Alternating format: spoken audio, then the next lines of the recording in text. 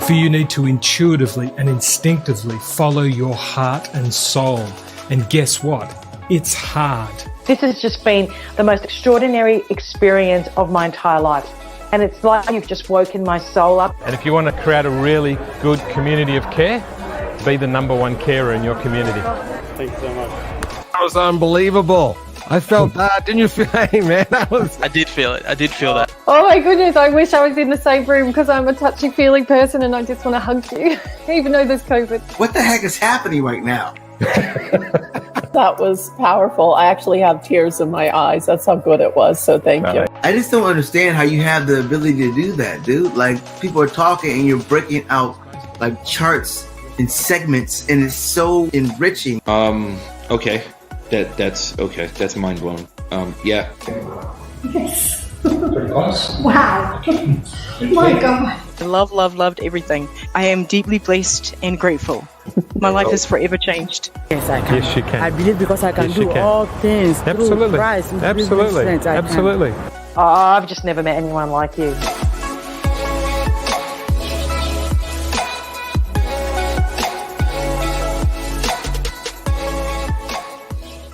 And boom, kaboom for some of you, kaboom for some of you. Welcome, everybody. Welcome to Inspiring Insights with Stephen Sede, the live experience with Stephen Sede. My name is Peter Clark, Red TV, and I want to introduce my great friend, my beautiful friend, all the way across the pond, very far away, very far. Dateline. He's in another day. That's how far we are from each other. Stephen Sede in Sydney, Australia. How are you? Good morning from tomorrow, as I always say. I know, we always use this. Hey, listen, it never gets old for me. It doesn't get old. This guy's into Wednesday. I'm in Tuesday. Just don't tell me how it ends. I'm just going to be here for the rest of the night here. It's all good. No, it's really cool. I'm looking forward to this. I think there's a few things you've changed and mixed up, so it's going to be cool. We're going to have some fun today. Everybody, we're going to switch it up just a little bit, not too much, but we really appreciate everyone joining us here on live. Of course, we're on LinkedIn, and of course, we're also streaming on the other platforms, Facebook and YouTube, and you should be able to find those links. Hopefully, people here on LinkedIn, because we're predominantly talking to a lot of people that we have met through LinkedIn, strangely enough. Speaking of people, we have two great guests with us. We're going to be going right around the world again, Stephen. We always try to bring people in from different parts. We're going to the United States of America, who's got a few things going on. God bless them. And of course, we're going to go down your way, which is into tomorrow. So we're going to go into that as well, which is fantastic. So I just want to bring them in very quickly so we can add everybody to the conversation. There is Annie and there is Andrea. Andrea is down. Let's get some names up here. How are you guys doing? We're so glad you guys are joining us. Let me throw it to Annie. Oh, first of all, Annie, Pittsburgh, PA. Good to see you, my friend. Time out. Oh, Philadelphia. Definitely. Sorry, I said Pittsburgh. My brain is all over the place tonight. That's okay. When I think of Pennsylvania, I got to tell you, that's funny because I told you earlier I'm a Philadelphia Flyers fan. Yeah, you're a Flyers fan. But I had Pittsburgh on my mind because I was thinking about hockey, and then I had Crosby on my mind. So there you go. No worries. Philadelphia, PA, brotherly love. Good to see you. Thank you for joining us. And Andrea, you are my fine friend from all the way down. I had this confused earlier, but I know you're in Melbourne, the suburbs of Melbourne, right? Yes, correct. Good to see you, my friend. Super appreciate you being here. Hi, Steve. Hi, everyone. This is fantastic. Now, I just learned that Andrea, which got correct. Come on, better name like that. I mean, come on, I'll be an artist like him. So he's an artist, and we're going to learn more about him. So thank both of you for joining us right now. We're going to put you back in the green room, and we'll be back in a second to have you guys join us, which is fantastic. I like that, Stephen, because it makes everyone aware of what we're trying to do. And did Annie miss the memo about not looking so lovely and making the rest of us? Did you see her eyes? Did you see her eyes? Like, they just pop off. It's crazy. Isn't it in the email you're not allowed to look better than us? No, that's what I said. She got nicer hair than me. That's not hard to do, by the way, but you know. Wow. Nicer. Andrea is cool because he comes from the second greatest country in the world, Italy. And he's just breathtaking. What a beautiful lady. She's fantastic. Okay, and we always jump to this real quick here. We got a few people in the house. Doug, thank you so much for joining us. With Judy, hey, you know how I feel about you. You already know that. Maddie, love you, Maddie. Thank you, Maddie, for being here. We so appreciate that. Let's see, we got Rashma Booms. Oh, I got 2 booms. That's right. It was a kaboom in there. There's a kaboom in there as well. So appreciate that. Let's see who else is here. Can't listen because of bad feedback. Oh, is she getting feedback? Anyone else getting feedback? I just wanted to thank you for mentioning, Judy, if that's the case. If anyone else is getting feedback right now, can someone let us know? Because right now, let's see. Hello, because LinkedIn isn't working. LinkedIn isn't working. Oh, okay, Stephen. Here's something for us to kind of pay attention to. So I didn't know that, everybody. So let's see who else is here. And look who's joining us. Fantastic. Lou, how are you? Good to see you. Lou, and Lou's mum, if she's watching, because Lou's with her family at the moment. That's fantastic. That's fantastic. So, okay, so we just got some feedback there, everybody, just for trivia. If you are trying to get on one of the links, if you don't mind posting it and letting me know, that would be super appreciated, because we don't know really. Jump onto Facebook or YouTube. I hope we're live somewhere, Stephen. Yeah, jump onto Facebook or YouTube if LinkedIn's not working for you. Sorry. Absolutely. Well, listen, we got a packed show, everybody, and we're going to rock and roll here. So I'm going to move along real quick if everyone can stay up and stay with me here. We're going to jump right now to the masterclass part of the show. Let me add in this. This is going to be a great topic, Stephen. I'm so excited about some of the things that I saw on the slides. I see it for the first time as everyone else does. So I'm pretty excited to see you walk me through. So take it away, my fine friend. Yeah, we're putting the masterclass first, which is the clarity and confidence piece, and then the creativity is down on the whiteboard. So the tactic that we normally do at the beginning is now behind the masterclass. This is very much a doing session rather than watching, everyone. So let's do it. As we always do, perceived reasoning. Perceived is the process of interpreting and understanding thoughts, and reasoning is the logical formation of thinking, enabling judgment. So in Sede land, perceived reasoning is the understanding of logical judgment. Really crucial, that. Okay, I'm confused. What the heck does that mean? So let's go sailing, even though we're going to put a railway line in the middle of our sailboat. The only thing we can understand in someone is the what. It's our perception. And stay on this for a sec, Peter. We do not always know the why, their reason. Now, for many of you who have read Steve Covey's 7 Habits, he talks about being on a train and there was a man with 3 children and the kids were running amok and misbehaving and things. And Covey got to a point where he sort of represented everyone else on the carriage and said, "Excuse me, sir, can you control your kids?" Because the perception was that he didn't have control of his children. But the why was when the father replied, "I've just come back from a funeral. Their mother's passed away and I don't know what to do." So we can understand the what, it's our perception, but we don't always know the why, which is their reason. So sailboat reasoning, we got rid of the railway line. Attitudes, behaviors, and opinions are like the wind to a yacht. And breaking news, everyone, for those of you who are sailors and those like me who are not, breaking news, you cannot control the wind or your environment. But for philosophies are like the sails of a yacht. And breaking news, everyone, you can trim your sails. So great seamen, great sailors will actually do that very thing. So don't let small-minded attitudes make you adopt small-minded philosophies. To handle the wind, trim your sails. What does that mean? Be actual perceptive of the reasons people are acting, and actually don't try and change their attitude or lower your philosophy. Trim your sail, trim your philosophy. Doesn't mean you change your values, doesn't mean you change your principles. It just means that you actually have a perceived reasoning of what is actually happening at a very judging level. So we call this unconscious reasoning. Don't let the world narrow to your current situation. And we're all guilty of this, goodness knows I've been. Create a life where you are not reacting to moments, and decide to avoid repeating choices, decisions, and results that you don't like. Love the moments, but observe them. Don't immerse and stay in them, even if you're having a blast like that young fella under the waterfall. Be biased towards decisions, not reactions or habits. So takeouts, and we'll go to the board to actually put a model around how we do this. Question 1, what is the one thing that you could stop reacting to? And don't tell me you haven't got one, because boy, I've got more than one. Are you perceptive acting or reason responding? How's that for a power pack question? And the kicker always, question 3, if I asked your closest friends, are you perceptive acting or reason responding, what would they tell me? Peter? Wow, I love that. Stephen, can you just very quickly, because again, we're going to try to jump around everybody. There's so much packed into that. But question number 2, perspective acting or perceptive.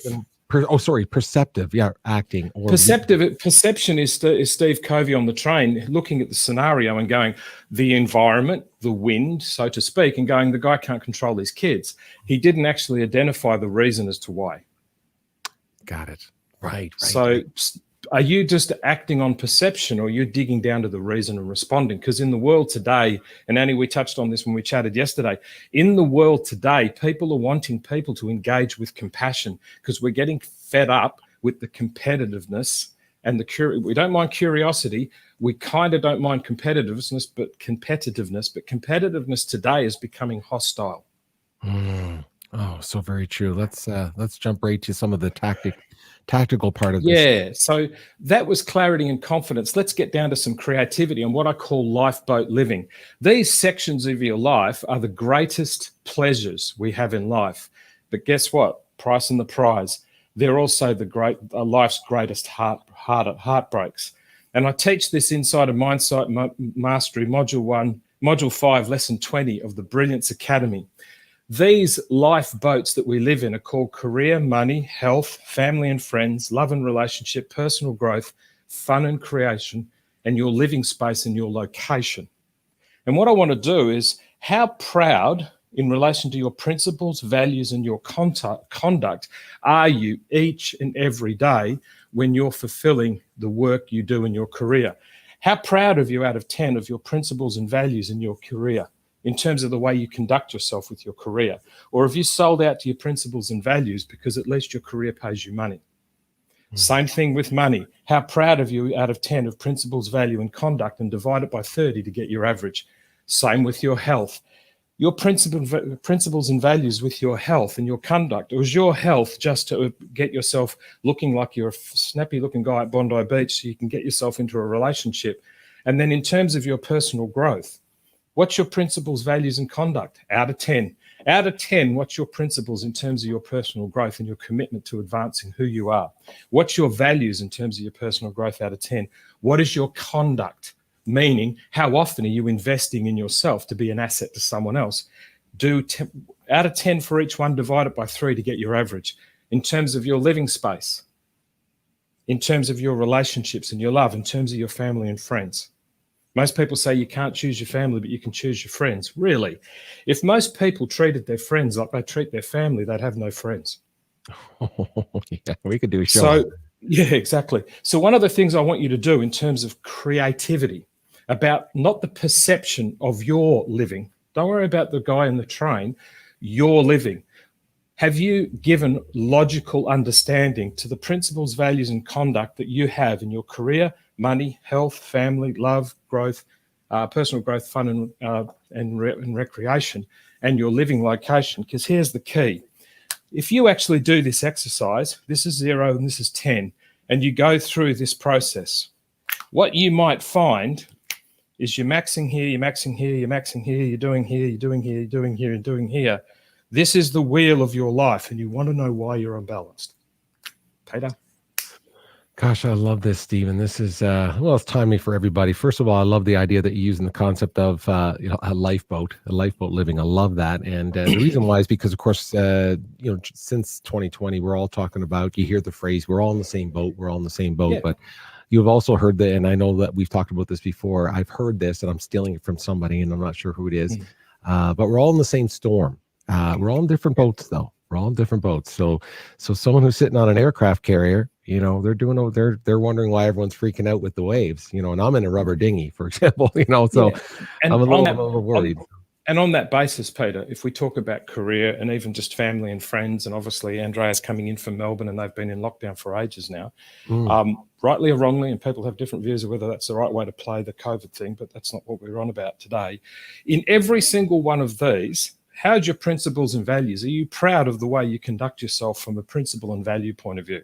because these form your philosophies. These are what you need to trim, not change, trim. No one said you have to change the sale of principle and change the sale of value to fit in with someone else, but you do need to trim them. You can still work from home and have a level of conduct of actually being a value asset for money. Because it was interesting, in the first 3 months of this year, the viewerships on Netflix went up by 50%, but people were working from home. How's your principles and value and conduct if your employer is giving you money and you're watching Netflix? Is that trimming your sale or is that taking advantage?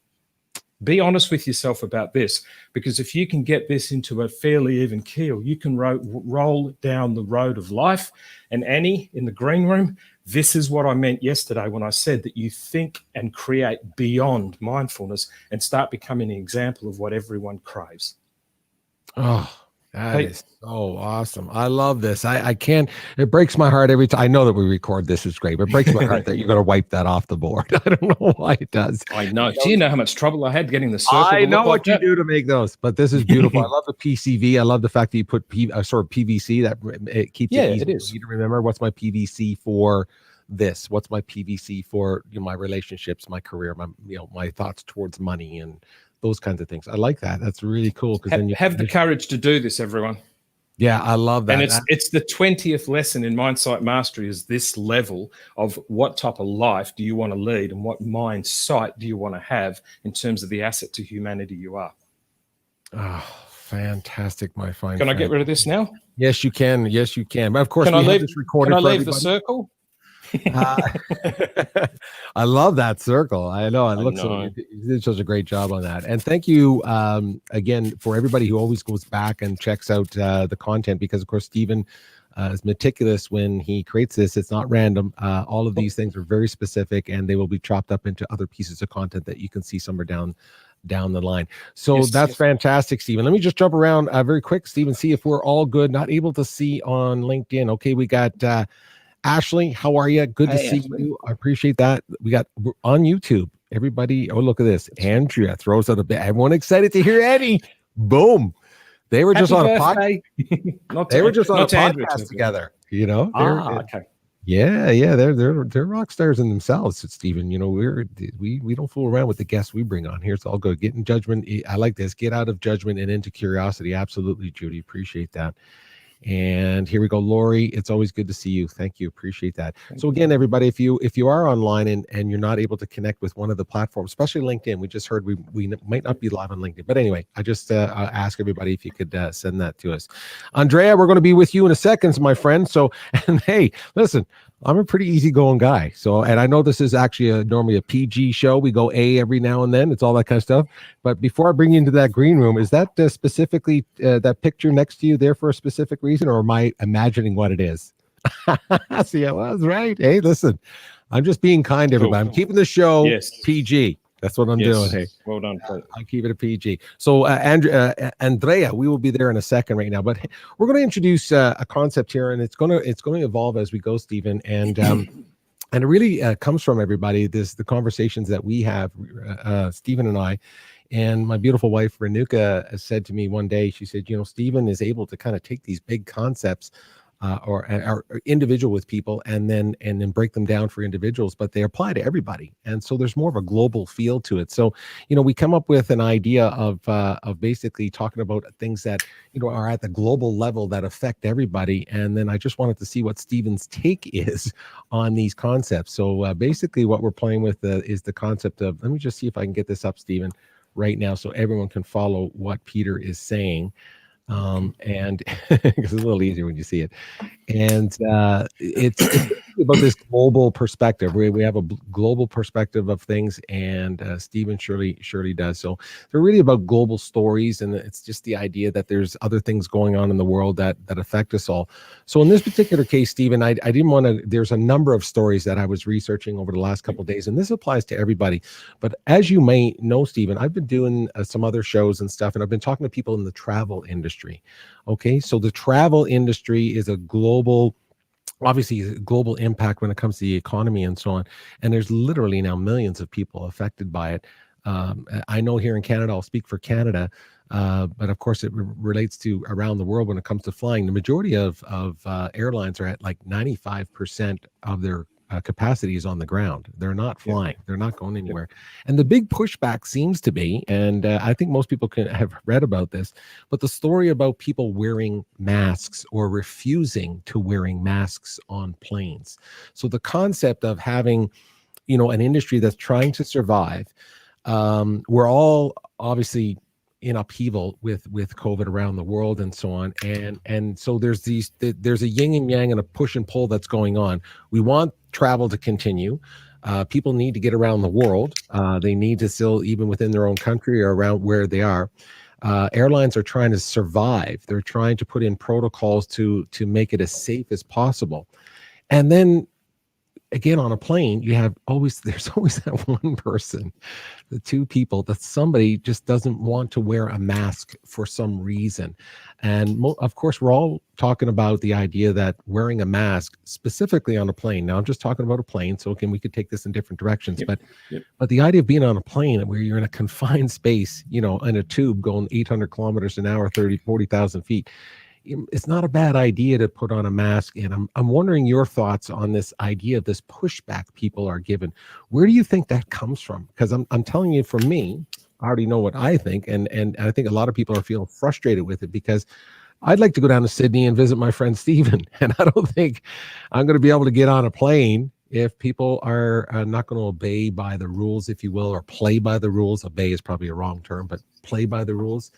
And I know for me, I have a lot of friends and colleagues and people just people that I've used to work with and so on, that are suffering because of travel. So tell me, let's just jump right into that, because I know you got something here. So this is going to be good. Let me just jump over here and see what you got going on. But your thoughts on this idea? I have no idea when Peter does the global stories thing. I know everybody. I have no idea that Peter's going to raise these. That's the whole point of it from Renuka's suggestion. Thanks again, lovely lady. Human beings are very curious, competitive, and compassionate. We're also herd animals, so we have a tendency to be compassionate triggered, and people have heard me say that a heap of times. So let's just get into some perspective, because there's a perception and a reasoning as to why, if you went to ICU, would you wear a mask? Absolutely. Would you wear a mask if you went to ICU to visit a friend? I've only ever done it once in my life, where I had to go into ICU with a friend on the west coast of Australia who was really life and death, literally. And it didn't even cross my mind to question it. Didn't even cross my mind.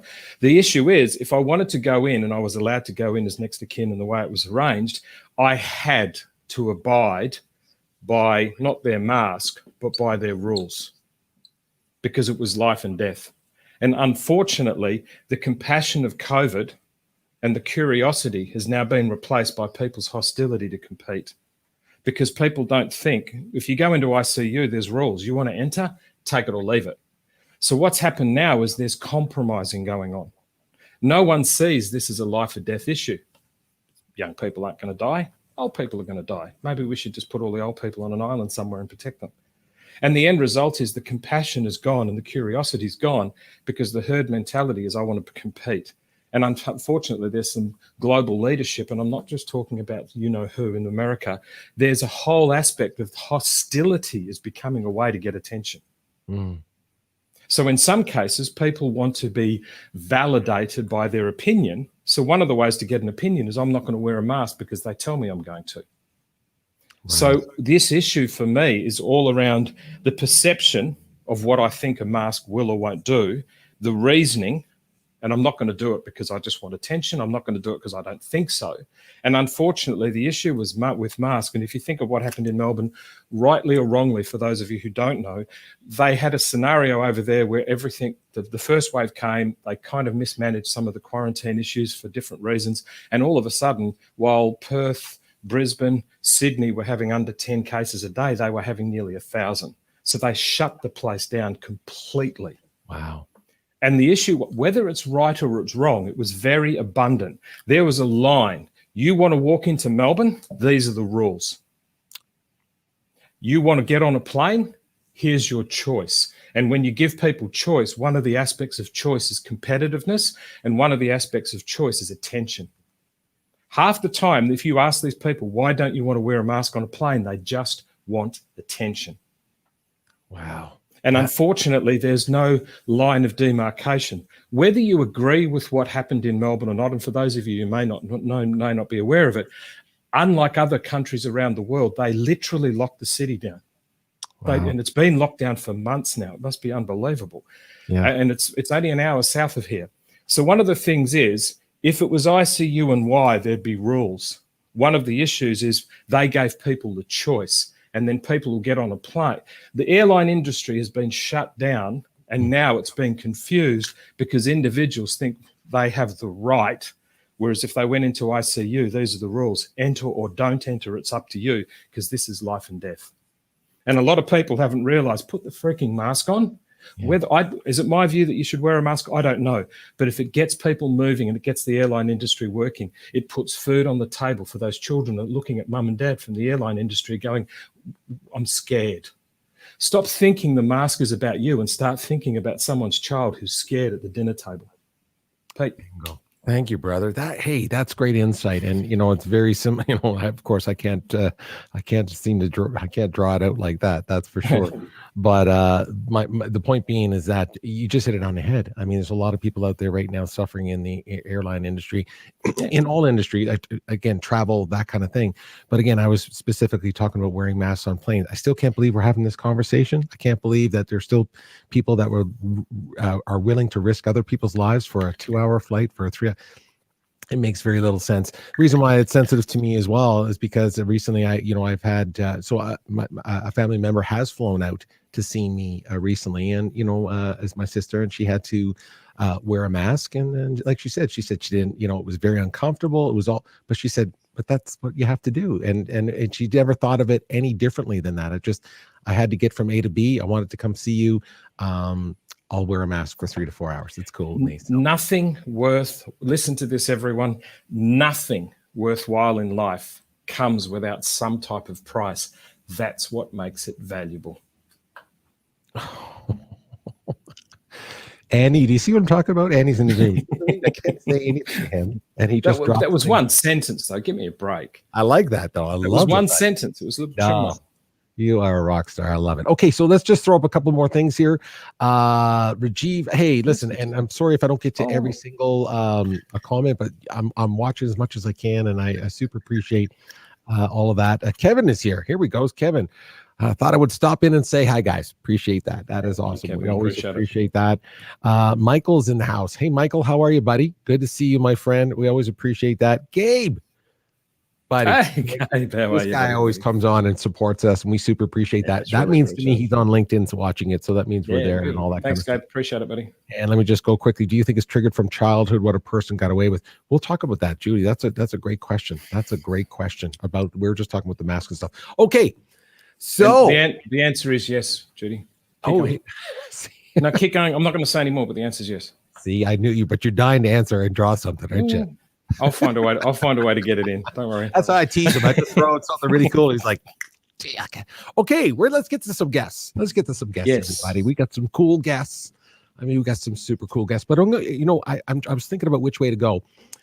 We do have time restrictions today, and I'm just telling everyone we're going to try to stay nice and sharp because we have a podcaster on, and she got to go do a show, and we're respectful of that because that's what we do. So, Andrea, we're going to go down to your part of the woods first, Stephen. We're going to go down to Andrea. I want to bring, and he's just south of you. Let's just see if we can bring in this good-looking fella right there. There he is. Andrea, how are you, my fine friend? Good day. Good evening. Good morning. Hey, well, listen, I know, Ed, we look like we're close, but we're not that close. Can you hear me? Because I have the mask. I'm sorry, but you don't need a mascot. Come on, don't make fun of it. We want to see your beautiful face. There you go. Attaboy. How are you? I want to try to live the experience, the live experience with the mask.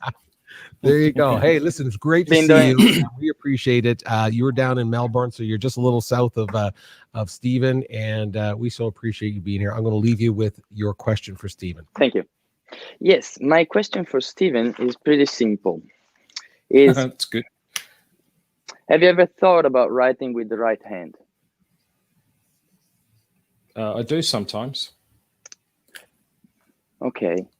Does this help you doing something? Like, do you master it?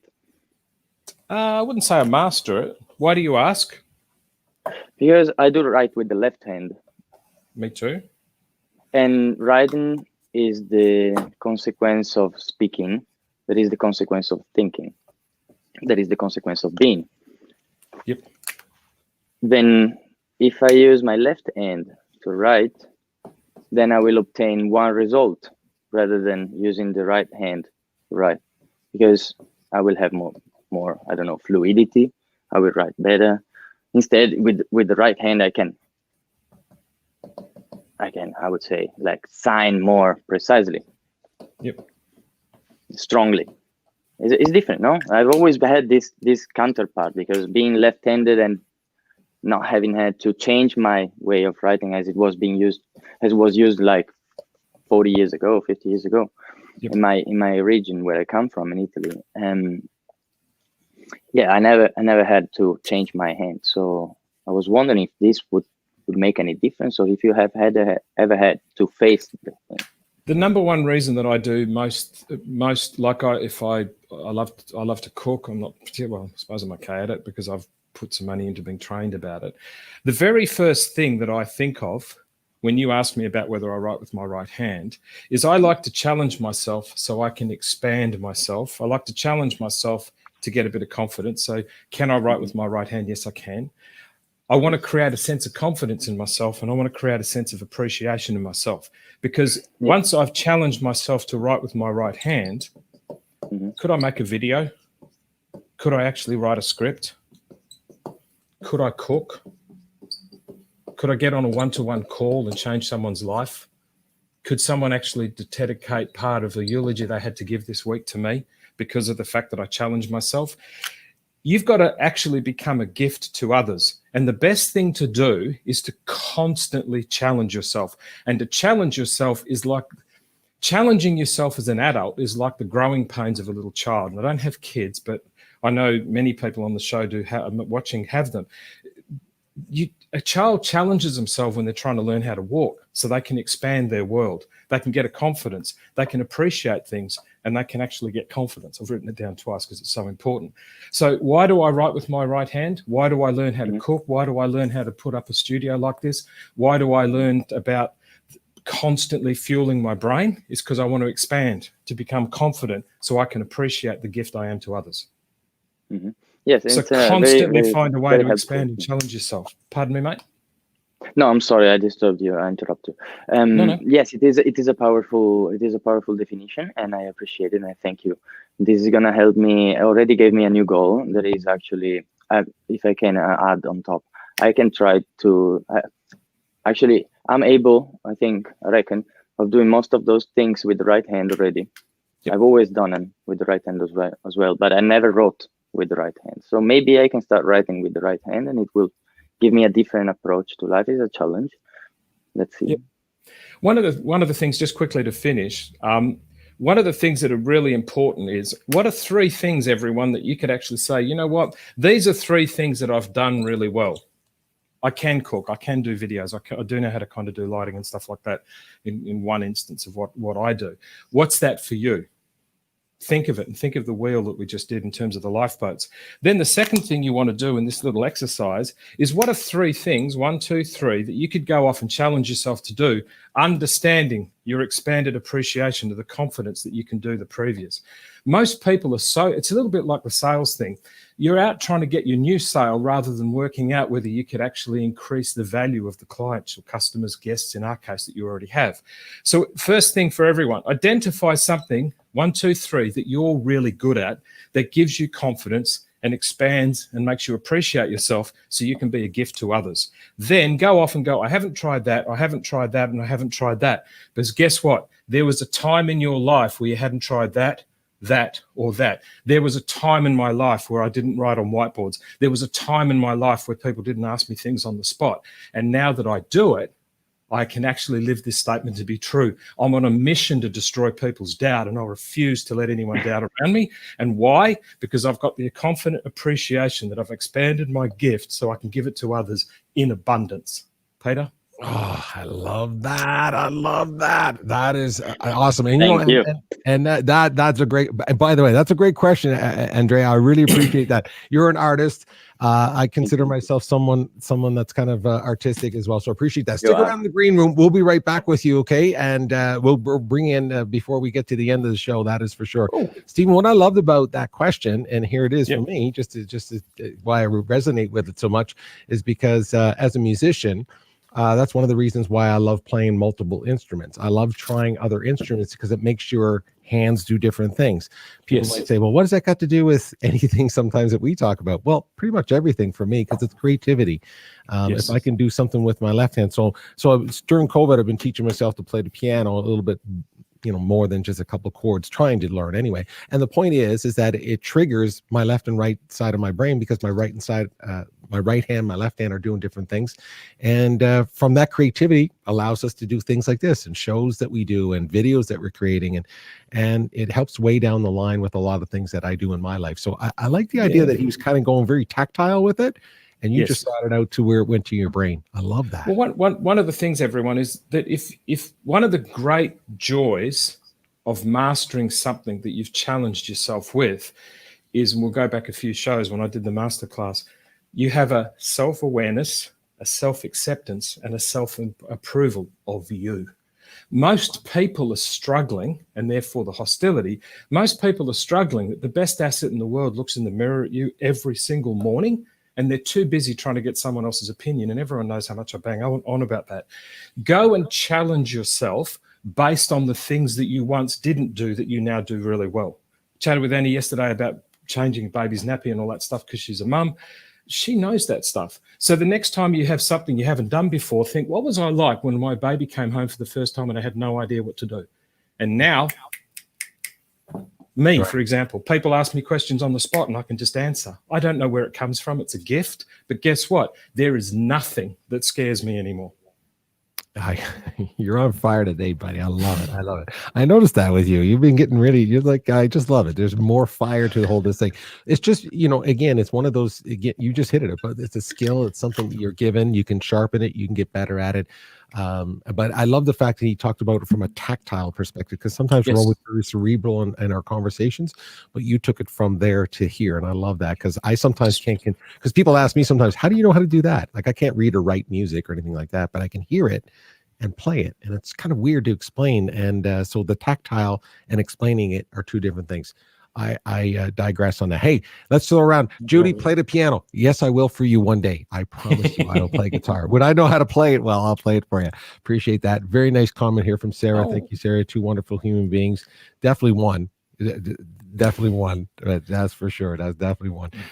Here's another one here. Let's see who else we got. Andrea, which of course is Annie's good friend. So we got Annie coming up in a second. Never thought about challenging oneself to do ABC. Yeah, it means you can challenge yourself to do anything. That is so absolutely true. So love that. Great insight. Amazing insight about how to create a challenge to move out of the comfort zone, which you did, Stephen. I appreciate you sharing that. And there's Michelle. Good to see you, Michelle. We always appreciate you being here. Okay. Let's rock and roll to the United States of America. Brotherly love. Brotherly love. That's where we're going. We're going down deep into downtown of brotherly love. Philadelphia, PA, everybody. Philadelphia, PA. Which used to be the capital. Used to be the capital. Did you know that? I mean, there's a piece of trivia for everybody in their history buff stuff. Yes, sir. Absolutely. So I know where she's coming from. So Annie's, let's see if we can get Annie on board here. Here we go. Annie. There she is. How are you? Annie. Hi, I'm great. How are you? Good to see you. Oh, gosh, it's good to see you. Like I said, listen, I'm going to say it once, so I'm going to put it on record. Your eyes just pop right off the screen. I love it. It's awesome. Thank you. You're a rock star. Listen, and now Stephen, she's the podcaster. She has her own podcast, everybody. So make sure you check out her podcast. Yes. And she has a show to do. So we have a show to do. I'm going to leave you with Stephen with your question. Okay. So, Stephen, my question for you is, hi, Andrea. A lot of my life, I have had my trust broken, and it has bruised me and bruised my confidence in certain ways. And I've built up my confidence in a lot of ways, but I've questioned myself a lot. And at the end of the day, I would like to know how I can trust myself. Was the trust broken by you or someone else? Both. Which one hurt the most? Myself. Okay. We're not going to go into any detail because it's probably inappropriate on the live show. What is trust to you? Trust is honesty. It's genuineness. It's real. It's raw. Yep. So what's trust in the context of you? This is big for everybody. I have no idea what I'm doing next, but we're doing it. What is trust in the context of you? Being able to be confident in my decisions and actions. What else? To you, not them, to you. What does trust mean to you? Being honest with myself. Because when you're confident and honest, you can have clarity, the sort of 3 pillars of the Sede land. Clarity, you can have confidence, and you can be unbelievably creative. True? When you're super confident with yourself, and confidence is 3 things. It's awareness of self, it's acceptance of self, and it's appreciation and applauding yourself. That's why I said, just in terms of what we did with Andrea, you've actually got to applaud yourself for what you've done elsewhere and go, right, I made curtains one Easter many years ago. I was by myself at this place I was staying at. I thought, I'm going to learn how to make curtains. So I borrowed a lady's sewing machine and spent 4 days. That's how sad my life is, everyone. But confidence is about being self-aware, self-acceptance, and self-applauding. Most people try and do self-aware, called it mindfulness, nothing wrong with that, but they don't do the self-acceptance and applauding thing. So trust to someone else, to them, what is trust from the perspective of someone else? So this is trust for you into your life. What's trust from them? What are the 2 big things? Because you've said confidence. Trust to me, Steve, is confidence. Trust to me, Steve, is honesty. What is trust in the context to them? What is trust in the context to them? Whether it's your relationships, girlfriend, boyfriend, significant other, family, whatever. Reliability, dependability. Yep. What else? What do you hope? Honesty. From them? When you have trust, you have honesty, I believe. From them, not you, from them. I'm not saying that's wrong, by the way. I've never broken trust down this way. I'm just really curious to know how this could play out. So when you're trusting of yourself, you want to be confident, which is self-awareness, self-acceptance, and self-approval. You want to be honest with yourself so you can have clarity, confidence, and creativity. The reason most people don't have clarity, confidence, and creativity, they're not self-aware, they're not self-accepting, they're not self-applauding, they have no confidence, so they've outsourced their life to the opinion of someone else. Belief, that they believe in you. Believe in you. As long as you tell me I'm okay, I'll believe you. So in the context of trust from others coming into you, so this is trust coming into yourself, this is trust coming into you. You want others to be dependable so you can trust them. And yes, people will say you want them to be confident and honest. I get that, but there's a separate aspect to trust from an external point of view. And the linkage between the 2 is what you've asked me. What's the number one, what's the other thing that you want from someone in trust, whether it's in a trusted relationship of loving, whether it's a trusted relationship in coming on a show like this, whether it's the trust of your children, whether it's the trust of your business colleagues? Truth. What?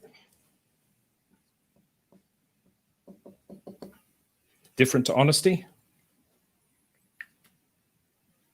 Different or the same? I don't know. I'm just asking. Honesty to me is more telling the truth, and truth is more being the truth. So would it be fair to say, just what you just said, the best way of trusting someone else is for them to be present? True? Because from present, they become reliable. Become present, they become consistent, constant.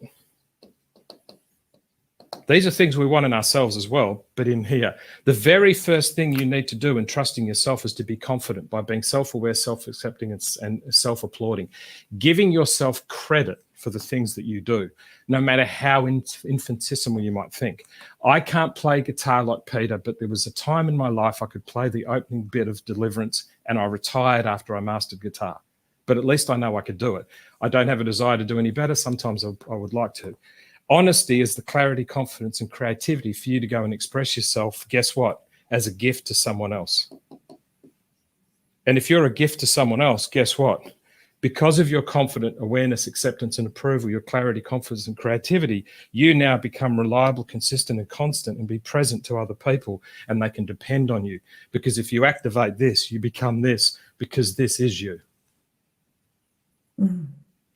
See how it works? Wow, that's amazing. Stephen, can I jump in for a second? Yeah. I just wanted to quickly ask Annie, specifically, is there a trust issue that's happening that's affecting your business or your personal, or is it crossing over right now, or are you still being theoretical, or is there something really specific right now that's squeezing you a little bit when it comes to? No, it's not a specific issue. It's overall. It's overarching.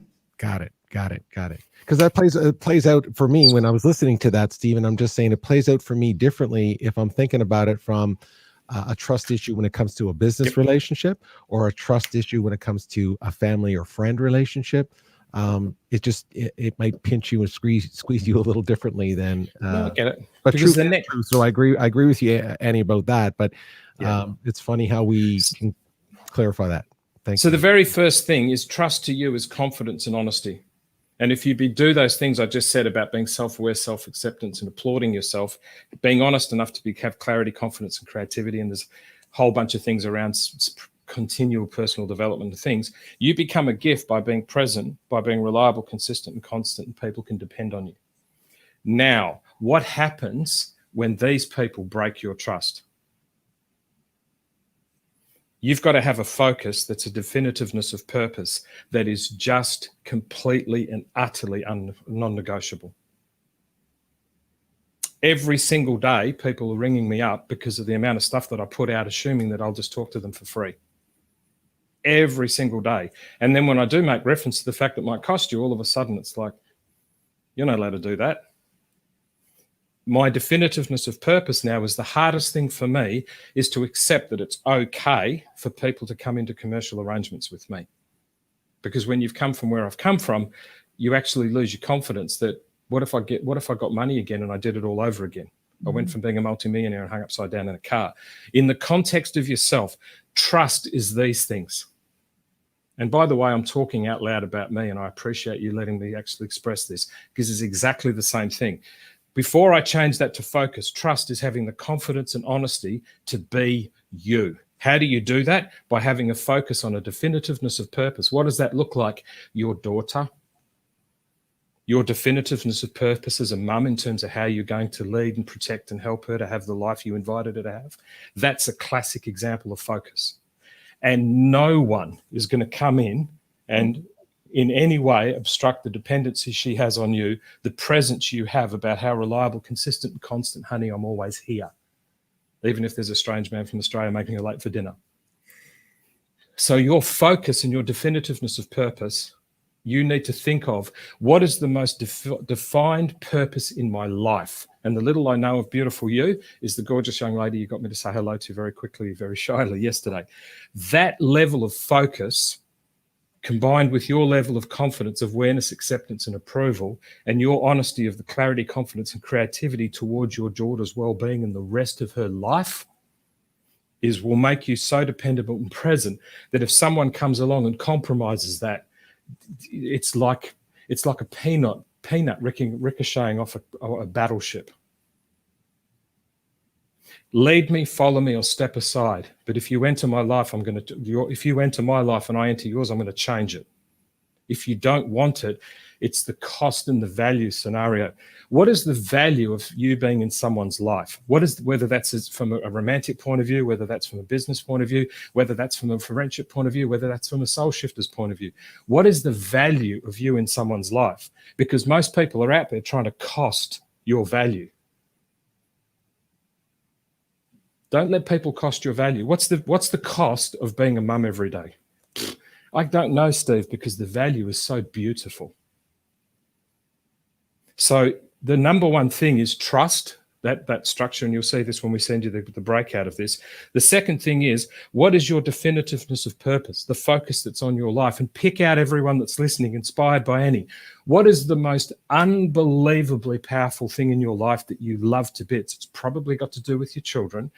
And what's your definitiveness of purpose and the focus of the dependency and the presence of how reliable, consistent and constant you'll be, how much you want them to be aware, how much you want them to accept themselves, how much you want them to applaud themselves so they can be honest to you with clarity, confidence and creativity.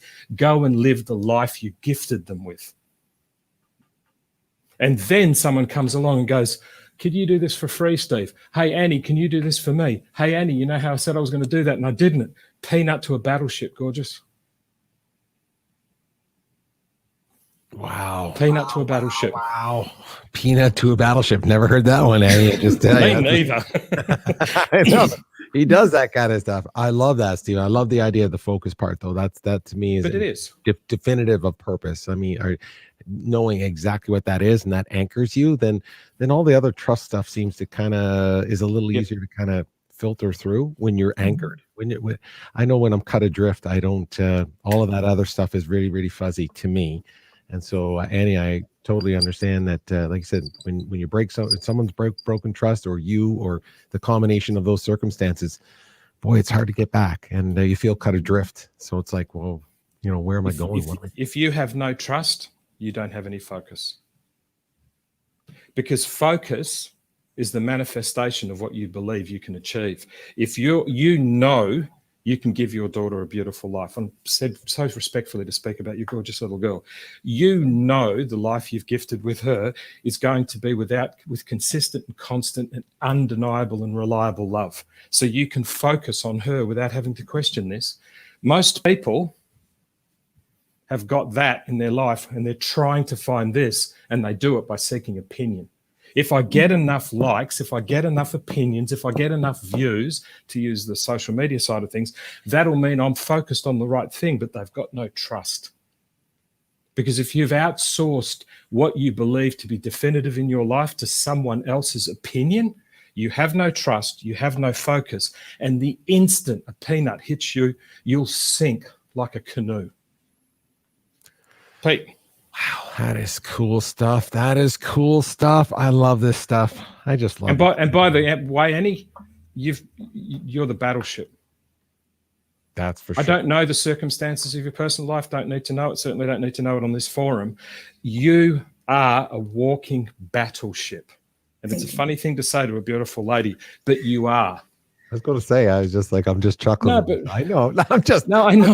Yeah, it's beautiful. Listen, it's beautiful. I know what you're saying. The next time someone questions your integrity, questions your reliability, lets you down, isn't dependable to you, think of the most definitive, purpose-driven thing in your life, and then watch how the peanut bounces off you.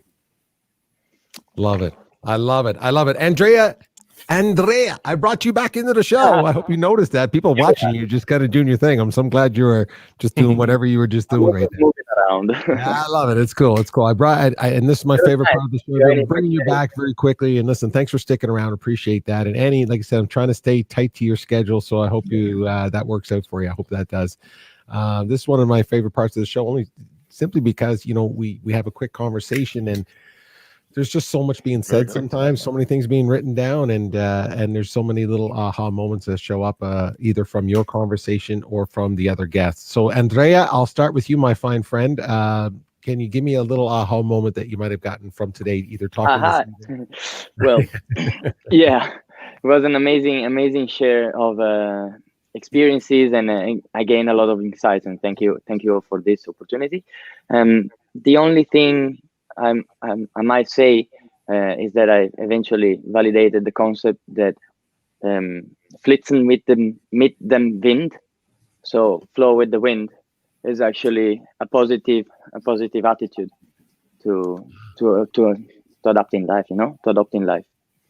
Right. Okay. Yeah. I like that. That's it. Flitsen mit dem Wind sounds like follow what's going around you, feel what's happening around you, and then understand what's happening inside you, and just try to trust it. Try to trust it, to give it time. That's the other very important concept that I've lately thought about. We need to give time to develop its own time. Yeah, I love that. Otherwise, we're never gonna be able to understand it. It's like, things happen. Oh, this thing happened. Oh, that thing happened. I've hit my bed much less times now that I walk slower around the room. There's a song in there. There's a painting for sure, and that sounds like an album cover. That sounds like an album title for me, but I appreciate that. Annie, I love that question, because you know what? I mean, let's face it, everybody. I mean, if it's just me and Annie talking about it, then it's just me and you, Annie. But trust is a big factor in all of our lives. Whether it's in business, it's personal. Sometimes they mesh. And so I love that question. So I appreciate you sharing that. So maybe an aha that you might have gotten from Stephen or the show today. I'm always, every time I hear him and speak with him, I'm mind blown. So I can't wait to rewatch it so that I can feel those chills I felt before when I heard you say everything relating me to them, and the trust and the honesty. It just all brought it together for me. So I appreciate you so much. Thank you.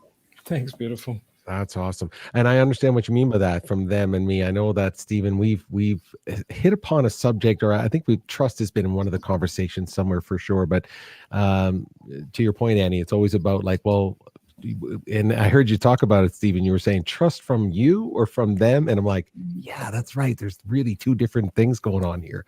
So it's very insightful. And for me, Stephen, like today, what I loved, I heard a lot of, I heard the word creativity come up a lot, and you were talking about if you from Annie's perspective about focus and a definitive purpose, and you said you become incredibly creative once you kind of trust yourself and have the confidence in yourself. And of course, Andrea was talking about this idea of experimenting, even tactilely, if you will, with a left and right hand sort of approach to things. And by doing those things, it opens up creativity. Because I understand what that means. That's why, again, I play different instruments, because it makes me think differently. Maybe read, even listening to different kinds of music, especially music I might not even enjoy. I want to understand why it's popular. I want to, because it makes my brain trigger differently. And then all of a sudden I find I'm a little bit more creative. So creativity today was a big part of this. And I know for me, I have to constantly try to push myself outside my comfort zone so that I can feel uncomfortable, and that uncomfortableness then creates more creativity. I don't know if that makes sense, but that's part of what comes into my head really quickly there. And Stephen always does something super magical with all of the things we just said. So here we go. I love it. Andrea, what you said and what I heard was validate and use the momentum of life, and your philosophies will capture your trust. Every time you capture the momentum of your life, it'll build your trust. Annie, chill in life. How? Embrace your most profound purpose. Constantly remind yourself of the most profound thing that's an achievement of yours. And I dare you not to have self-awareness, acceptance, and applaud yourself for it. And Preeta, create the chances in life by embracing your realities. Wait for it, everyone, that were once mere chances that you hadn't created. So validate, chill, and create the momentum in life by capturing it with your philosophies. Embrace the most profound purpose to give you the confidence and trust to enable your focus. And always remember, the realities that you have now were once unfulfilled chances. Thank you, both of you. Thank you so much. That was fantastic. Stephen, thank you so much for doing that. I super appreciate that. And these super guests, thank you, Annie. Thank you, Andrea, for being on the show. We super appreciate you guys being here.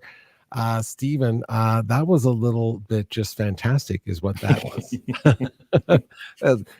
A little bit at the end, I love that. That was fantastic. I super appreciate always when I hear what you seem to interpret what people are saying.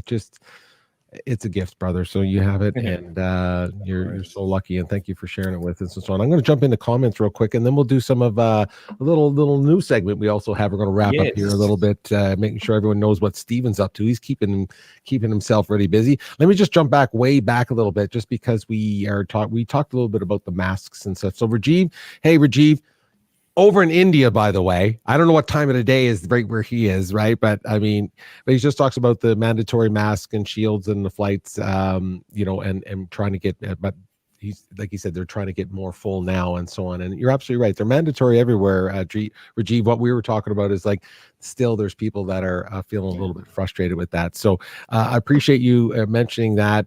Let's see here a little bit. Andrea, wow, never thought about challenging oneself. Yeah, we did that part. Thank you so much for that, Andrea. I appreciate that so much. Let's keep going down. Melody, I love her podcast. So that's talking about Annie. So Annie does have podcasts, everybody. So we'll definitely have to check into that for sure. Let's see who else is here. Sarah's still here, which we appreciate that. Oh, here's Annie's podcast here. Living with Attitude. I love that. Attitude. Great play with words. That's very clever. There's the creative part we just talked about. Yes. Right. Michelle, thank you so much. Wonderful show. Thank you. We always appreciate when people give us it, because we're rocking and rolling. We're doing it. We're hoping that everybody is enjoying it. So focus of purpose. Absolutely, Lori. That's what it's about. I agree with you, Stephen. That was fantastic. I love this as well, Rajiv. No trust, no focus. All right. I mean, super. That's great. Let's see. I aspire. Here we go. I aspire to be on Annie's podcast. So Annie's like a rock star with we got to start listening to that, Stephen. And that's Melody, who was terrified to be on the show last week. So that's a big call for her to say that. How proud of her. That's wonderful. Gosh, please, everybody, go back and watch the show with Melody on it. I mean, I just love the fact she pushed through, and man, you got to go see her. She's now a new rock star. It's always so great. So thank you, Sarah. Appreciate that. I'm glad you do that. Listening to music, you're right.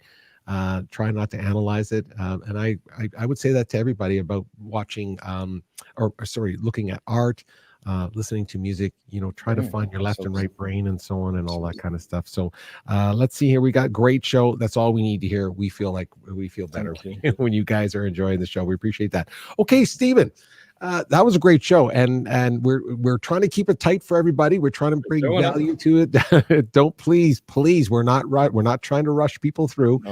We wanted to make sure that we're respecting of your time, and I want to respect Stephen's time. That's for sure. However, Stephen does stay very, very busy, everybody, as you might know. So let's just Stephen, you sent me something here and you asked to speak to it, and I definitely want to just something really quick, because this is not so much how busy I am, but sometimes you ask yourself, everyone, is what you do, is it of value? And like, I'm the guy who doesn't let anyone doubt and stuff like that, but I'm human. And you sometimes think, is it working? Is this the right thing that I should be doing? Am I doing enough? All those types of things. And I get like that as well. So I just wanted to do this thing called the Sede 60-second updates really quickly. So and just slide through these pretty quickly. Yeah, fantastic. So just in the last week, and to say what we call Sede Land, we do the coffee hangouts, which with the new time in London is now 7 p.m. New York, 11 p.m. On Fridays, and then 10 a.m. in Sydney. And if you want to come, you just need to let us know that you want to be involved, and we just hang out and do things like. I heard it was fantastic, Stephen. Just so you know, like everybody, I haven't been to it, and I heard it just conflicted with some of my scheduling. But just Michelle and Sarah and Rashi just said, why don't you just hang out with people? And there's no whiteboards, there's no vertical cameras. It's just me sitting and with a coffee.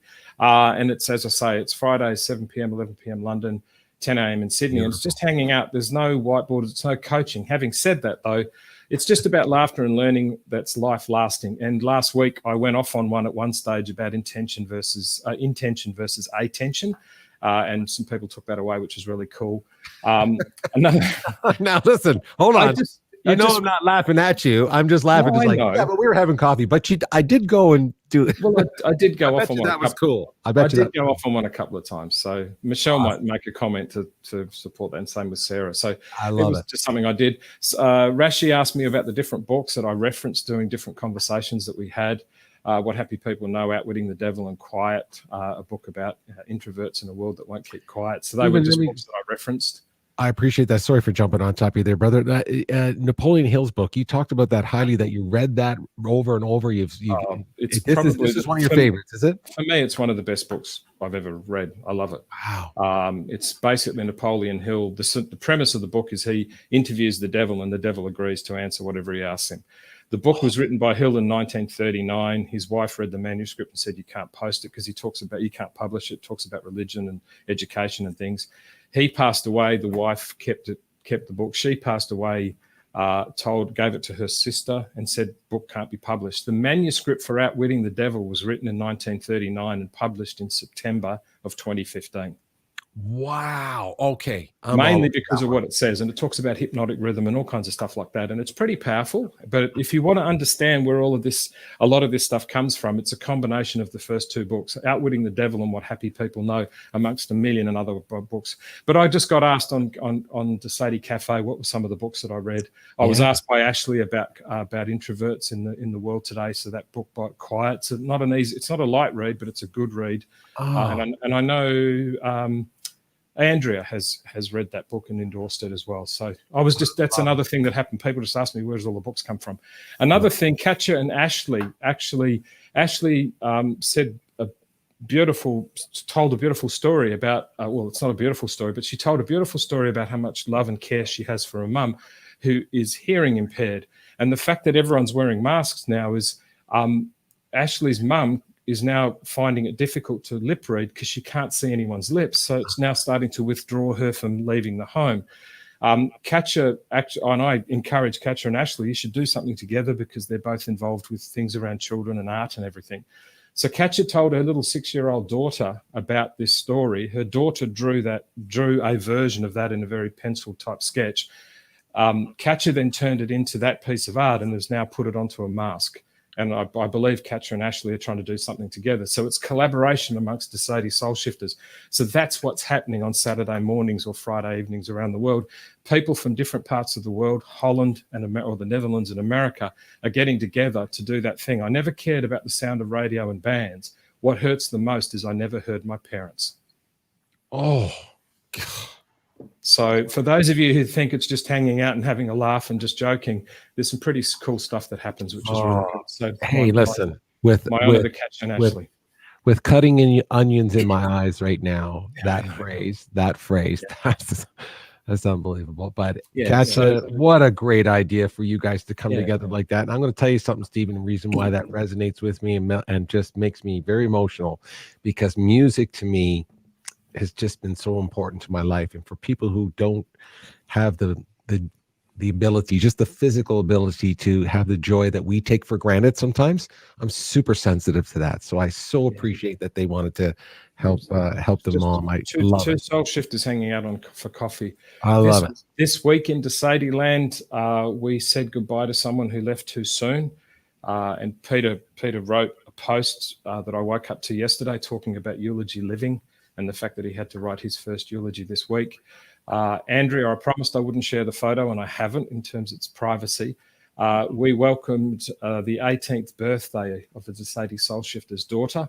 And then Lou, for the first time in several months in the Philippines, was able to get travel certificates and medical certificates and visa, or the ability for her to leave one province, and she was able to go home. And that's Lou with Yona, her niece. So, and I'm Tita Steve, which is uncle. So we farewelled a life too soon. We celebrated an 18th birthday, and we got to see some pictures of the reunion of family through the current circumstances. Wow.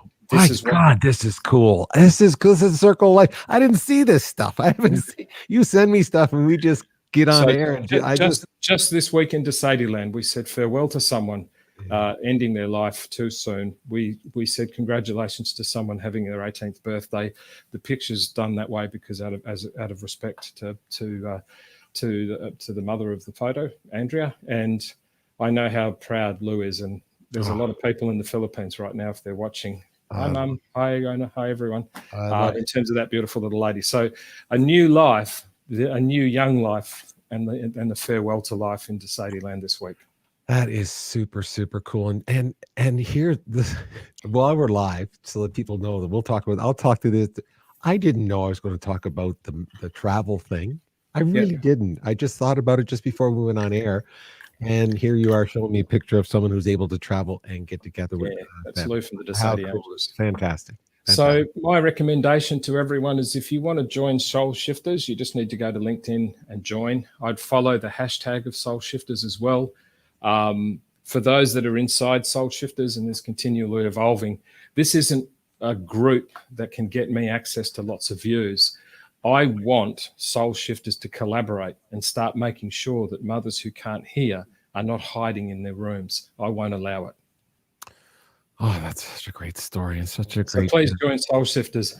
I keep talking about this thing called Sede Land, and the image on the right I did ages ago, but I just wanted to let you know, what is Sede Land? Sede Land is a world where the gravity is love, the atmosphere is brilliance, the currency is relevance, the culture is value service, and whose citizens are called soul shifters. So love your brilliance, have relevance in your value and service to others, everyone. Come join Sede Land and Soul Shifters, because I'm on a mission with your help to put a soul print on humanity.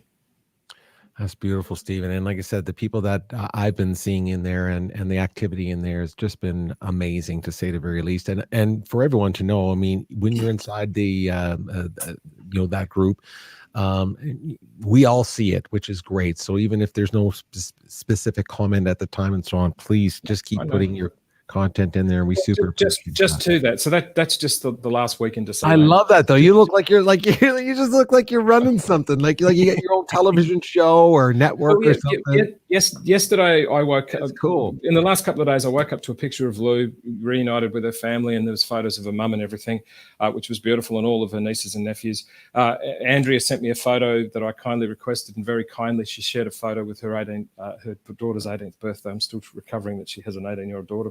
What a beautifully elegant young lady. Peter, you wrote to me about the eulogy and what impact that had on you. And there's just things that people are saying about what we're doing. And I keep thinking, but I did a post this week and there was no comments and there was about 10 views. And I'm thinking, is it working, Steve? And I have doubts, everyone. I'm human like you. It might seem like this superhuman, no invincible guy. And I'm thinking, and then I woke up yesterday morning and one after the other. So here's my message to you, everyone. What impact are you having on someone beyond a comment, beyond a like, beyond a share? What movement in someone's soul are you creating? Because I would like every one of my videos to have one view and one comment and wake up to what I woke up to yesterday. That's a super go out and make a difference in someone else's life, and stop assuming a difference is a like or a share. Your difference is in the movement of someone's soul. Because Ashley's mum's coming out of the house and we soul shifters are coming to get her. It's beautiful, brother. And Ashley's on the show on the 11th, 10th, 11th. Cool. Yeah, which is great. That is cool. It's gonna be amazing. And I want to tell you, you just talked about making sure you're out trying to, again, encourage other people to, help other people and that kind of thing. And, something you've said for a long, long time, but only in the last couple of weeks, it's just really sinking into this thick head of mine, and stop thinking your life's about you, and not from an ego. I'm not talking ego now, everybody. I'm just talking about this idea that, you're here to serve and you're here to do that. And if you keep reminding yourself of that, then all the other things that are thrown at you seems to be a little bit more manageable. How about that? Fantastic stuff, Stephen. Hey, I'm going to just jump on real quick for the last few thank yous. Rashmi, thank you for sharing best reads. Absolutely. I love that, Stephen. I think, you know what? We might have to kind of add that at the end of every now and then of what people are reading and stuff, because, you become what you think about all day. I mean, that's an old phrase. You become what you think about all day. And the other side of that, of course, is an idle mind is the devil's workshop, which means that, if you're reading and you're learning and you're always growing, and certainly I want to know what Stephen Sede is reading and maybe some of what people inside inside of Soul Shifters as well. So love that. Thank you. Loved your book recommendations. Absolutely. Here we go. Look, as a lip reader, impacts me as well. Wow. Oh, Doug, I did not know that. There you go. Did not know that. And it's funny you mentioned about, it's not funny, but it's interesting that timing is coming up, because I even find that as a person who can hear, when you're out conversing with people in masks in a noisy environment, it's hard when you don't have a reference point. So I can imagine, I can only dare to imagine with somebody who doesn't have the ability. So very, very thoughtful of those people to do that. Let me just see if here, Lou here. Oh, let's get Lou. Let's give Lou the last word. Lou here from the watching with mom. Hello, Mom. There you go. Hello, Mum from Australia. Say hello from Canada, Pete. Absolutely. Hello from Canada. Absolutely. Got to get to that part of the world. I've been to all kinds of interesting parts. That's one of them I definitely got to get to. I love this. Saying hello to everyone. My nephew is deaf. I appreciate you making this artwork, Kat. So listen, this is a powerful, powerful message that we're hearing right now, that, we always talk about it, Stephen, because of the words that you say. You write things out, but the words you say are so powerful, and they impact people and move people. I had that experience this week. I'll share it really brief with you because I'll lose it right now. So I'm just going to stay really cool. Onions. I won't cut any onions right now. I'm going to stay cool. But I took my guitar to the hospice, and I played music for someone who was literally taking their last breaths. And man, lyrics and words matter. Okay, words matter, and boy, were they ever amplified when I was trying to get them out. I'm telling you, words are so powerful. You can change people's lives. You can help people get through very difficult things, and you can help souls, transition into another place with beautiful words. So I remind everybody, be kind out there, everyone. We're all on our own little journey. Stephen, thanks a lot, show, brother. Amazing show. Always love doing this with you. I hope everyone enjoyed it here on LinkedIn, also on YouTube and Facebook. Please connect with Stephen on LinkedIn, everybody. And join Carl Shifters and come have coffee on the Sede Cafe on Friday night, Saturday mornings. Friday mornings. And by the way, and our clocks are changing too. So we'll make sure we get this weekend. So we'll make sure we get all of the times right for everybody. And Stephen, I'll join you guys someday. Right now it's conflicting or something. But I'll join you someday for sure, everybody. Hey, it's a very humbling experience, but go for it. I bet. Well, hey, everybody, thank you so much. And thank you, Stephen. You're a rock star, man. I love this. I love this. And everyone else out there, hey, be kind. Be kind out there, everyone. Cheers.